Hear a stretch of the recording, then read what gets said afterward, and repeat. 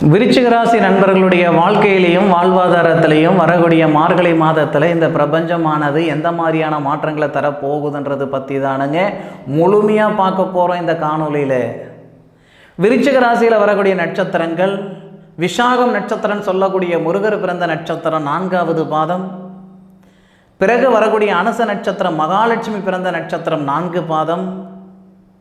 உச்சிஷ்ட கணபதி பிறந்த நட்சத்திரமான கேட்டை நட்சத்திரம் 4 பாதம். 3 நட்சத்திரங்கள் 9 பாதங்களும் கொண்ட அற்புதமான ராசி தான் விருச்சிக ராசி.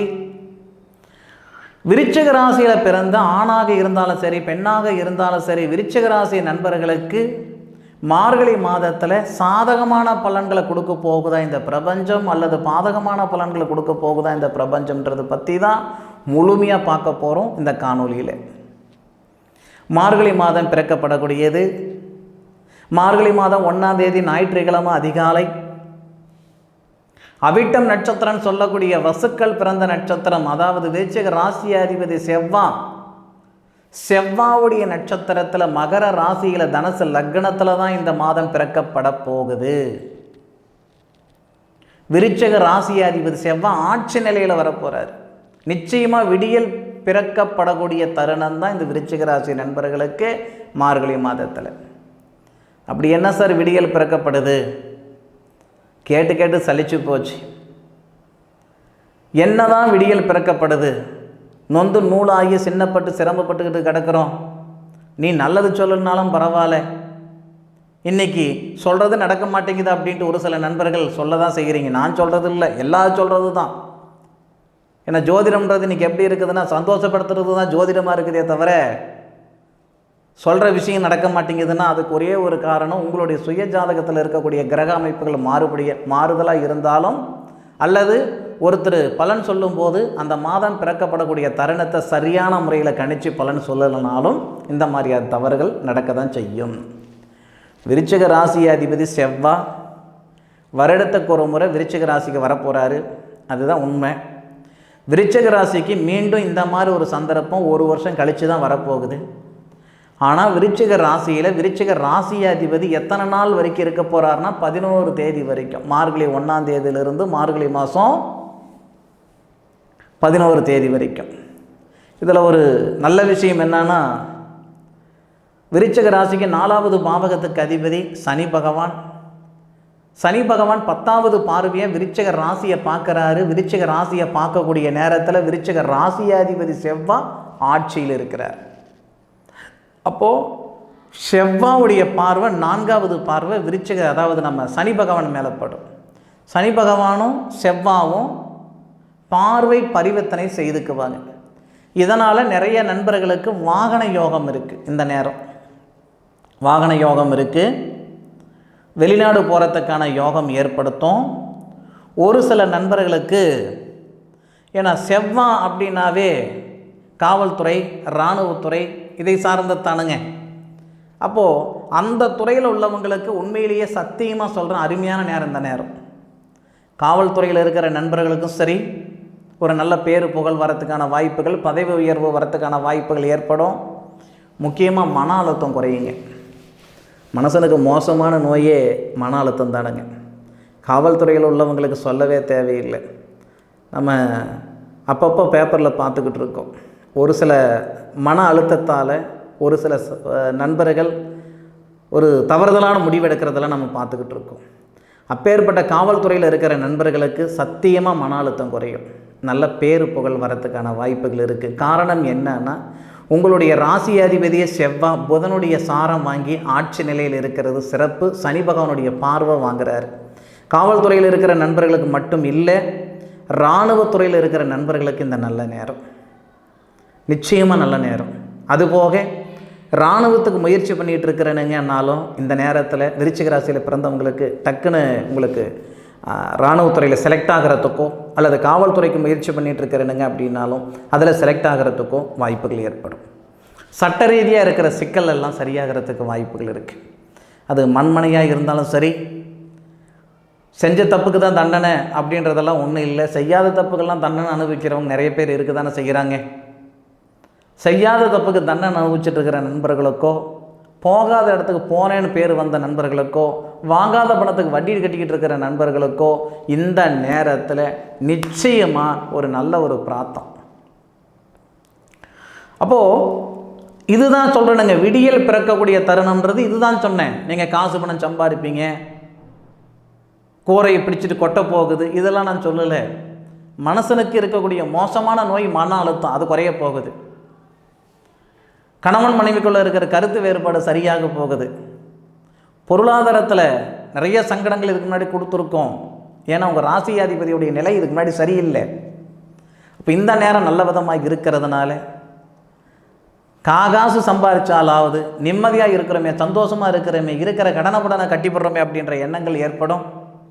அதுக்கான பாதையும் உருவாகும். 10,000 ரூபாய் கடன் இருந்தாலும் சரி, 10 லட்ச ரூபாய் கடன் இருந்தாலும் சரி, 10 கோடி ரூபாய் கடன் இருந்தாலும் சரி, ஒரே மாதத்தில் கட்டிட மாட்டீங்க. கடனை கட்டுறதுக்கான ஒரு பாதை கிடைச்சிருமே, ஒரு தெம்பு வந்துடுமே. அப்போது விருச்சிக ராசி நண்பர்களுக்கு நிச்சயமாக உறுதியாக சொல்கிறேன், கண்டிப்பாக ஒரு விடியல் பிறக்கக்கூடிய தருணமாக இந்த தருணம் வரும். அதில் மாற்று கருத்து இல்லை. அதுபோக ராசிக்கு 2வது பாவகத்தில் 2 அதிசயம் இருக்குது.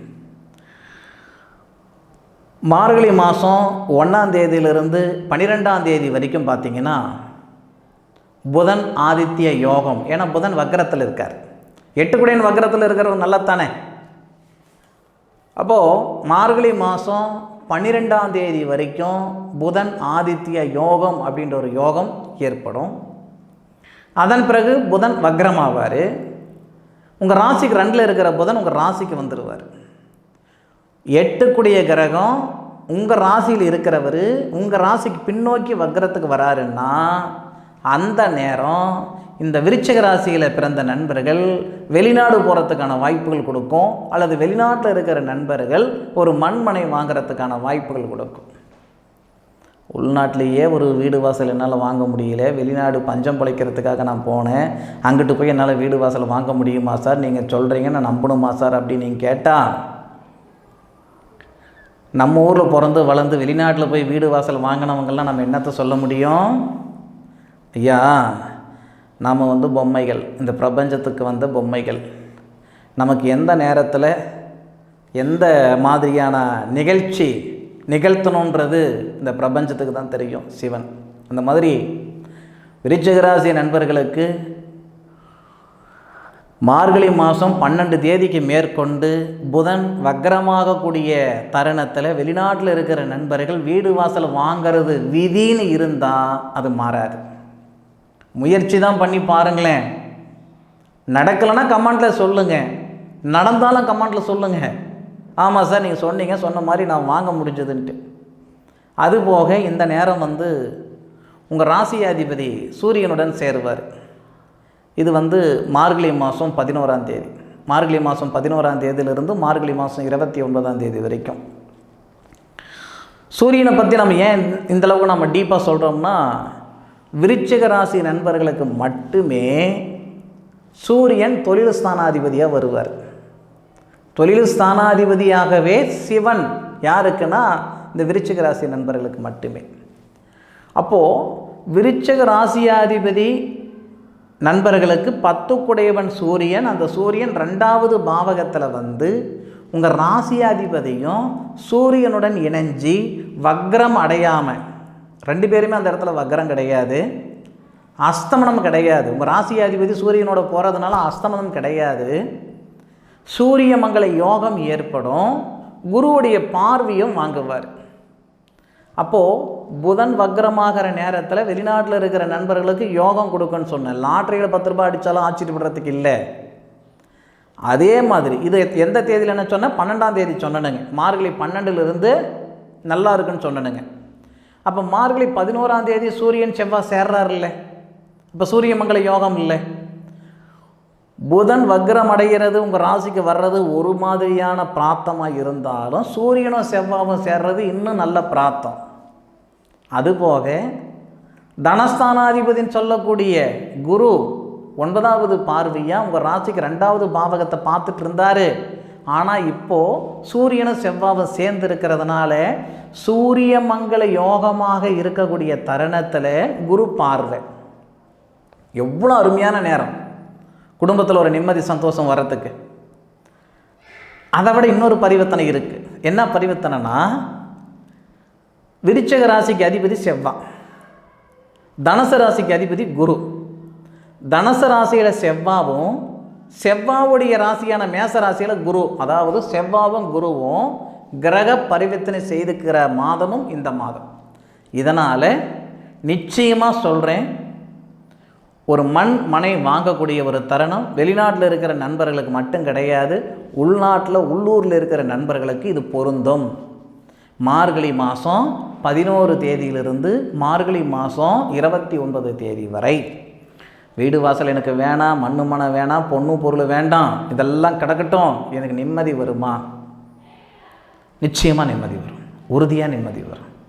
நீங்கள் பார்க்க தான் போகிறீங்க. நான் வருஷக்கணக்காக பலன்னு சொல்லிகிட்டு இருக்கிறேன். இல்லையே, இந்த ஒரு மாதத்துக்கு தானே. நான் ஒரு வருஷத்துக்கு எப்படி இருக்கும், 2 வருஷத்துக்கு எப்படி இருக்குன்னு நான் சொல்லலை.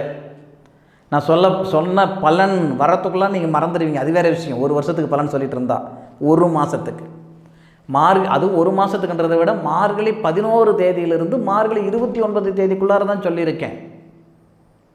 மார்கழி 11லிருந்து மார்கழி 29 தேதி வரைன்னா எத்தனை நாள்? மிஞ்சி போன ஒரு 18 நாள். இந்த 18 நாளில் உங்களுக்கு மாற்றங்கள் வந்துடும், நிச்சயமாக வரும், அதில் மாற்று கருத்து இல்லை. எது எப்படி இருந்தாலும் சூரிய பகவான் கேது மேலே போகும்போது, கேது 11வது கேது மேலே எப்படி சார் போவார் சூரியன்? கேதுவோடைய நட்சத்திரம் மூல நட்சத்திரத்தில் சூரியன் வருவார். மார்கழி 1லிருந்து 12, 13 தேதி வரைக்கும்.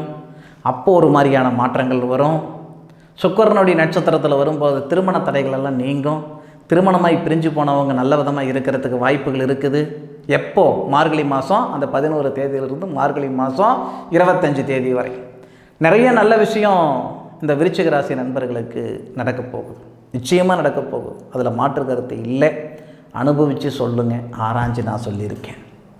அதுபோக உங்களுடைய சுய ஜாதகத்தில் இருக்கக்கூடிய பலன்கள் என்னன்றது ஒரு முறை தெளிவாக பாருங்கள். ஜாதகம் பார்க்குறதுக்கு முன்னாடி, ஏன்னா எல்லாருக்கும் எல்லா விதமான ஆதங்கமும் இருக்க தான் செய்யுது. ஜாதகம் பார்க்குறதுக்கு முன்னாடி நாம் வச்சிருக்கிற ஜாதகம் எந்தளவுக்கு நல்லா எழுதியிருக்கிறாங்க, தவறுதல் இல்லாமல் இருக்குதா அப்படின்றது ஒரு முறை செக் பண்ணிவிட்டு அதன் பிறகு ஜாதகம் பாருங்கள். நமக்கு எங்கே தெரிய போகுது செக் பண்ணுறதுக்கு? ஜோதிடர்கிட்ட ஜாதகம் பார்க்குறதுக்கு முன்னாடி அவர்கிட்டயே, ஐயா நீ ஜோசியம் பார்க்குறதெல்லாம் ஒரு புறம் இருக்கட்டும், 1 மணி நேரம் கழித்து கூட எனக்கு ஜோசியம் சொல்லுங்கள் ஐயா, நான் வச்சுருக்கிற ஜாதகம் தப்பாக ரைட்டான்னு ஒரு முறை கணிச்சு விட்டு நீங்கள் ஜாதகம் பாருங்கன்னு சொல்லுங்கள். சரியா? இப்படி பார்க்குறதன் மூலமாக நிச்சயமாக உங்களுக்கு நல்லது நடக்கிறதுக்கு வாய்ப்புகள் இருக்குது. சரி நண்பர்களே, என்னுடைய காணொலியை முழுமையாக பார்த்ததுக்கு மனசில் இருந்து மனமார்ந்த நன்றிகளை சொல்லிக்கிறேனுங்க. மீண்டும் அடுத்த ஒரு அற்புதமான தருணத்தில் உங்கள் அனைவரையும் சந்திக்கும் வரை உங்களிடமிருந்து விடைபெறுவது உங்கள் வீட்டு ஜோதிட நண்பனான மா காளிதாஸ் மணிகண்டன். திருச்சிற்றம்பலம். வாழ்க வையகம், வாழ்க வளமுடன்.